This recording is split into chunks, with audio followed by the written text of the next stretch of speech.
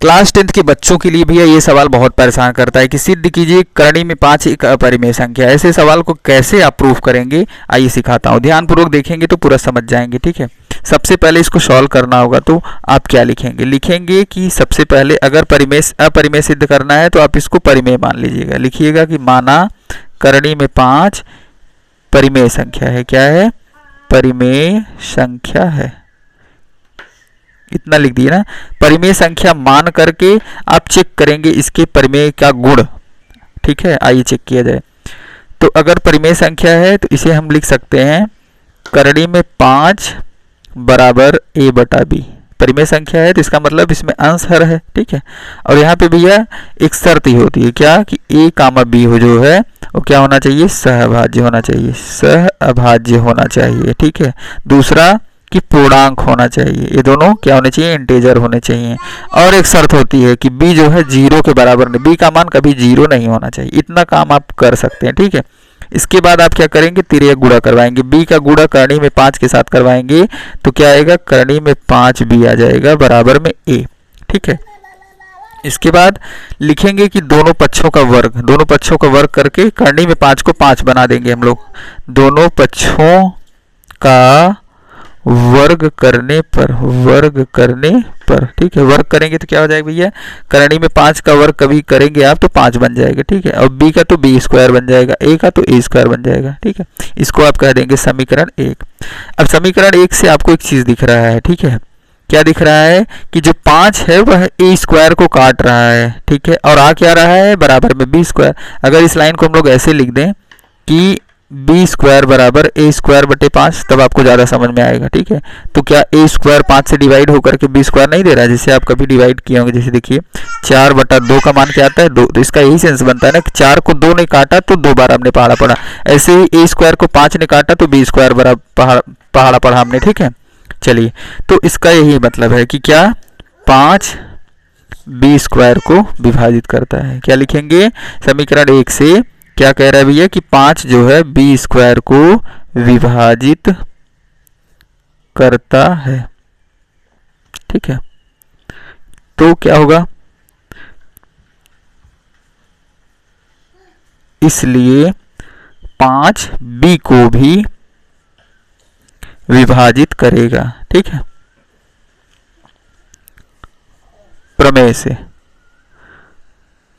ठीक है। प्रमेय होती है कि 5 अगर b स्क्वायर को विभाजित करता है, कोई संख्या उसके वर्ग को विभाजित करता है, तो वही संख्या उसके वर्गमूल को भी विभाजित करता है, ठीक है।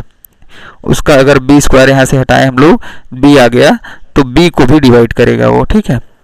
अच्छा ध्यान दीजिए, अगर 5 a स्क्वायर को डिवाइड किया है, ठीक है, यहाँ हम लोगों ने बेटा उल्टा लिख दिया है, यहाँ a रहेगा ना, क्योंकि a को काट रहा है ना, तो a को काटेगा, ठीक है।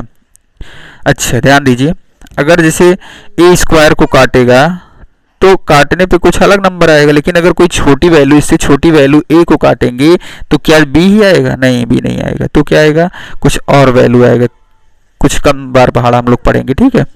तो अब इसका मतलब हम लोग लिख सकते हैं a इक्वल टू क्या 5c लिख सकते हैं। क्या लिख सकते हैं, a से जो है a जो है 5 आपका, इसलिए 5 जो है a को विभाजित करेगा। तो क्या लिख देंगे, a बटा 5 बराबर c। a बराबर क्या लिख देंगे, 5c, ठीक है। अब क्या लिखेंगे, लिखेंगे आप समीकरण 1 में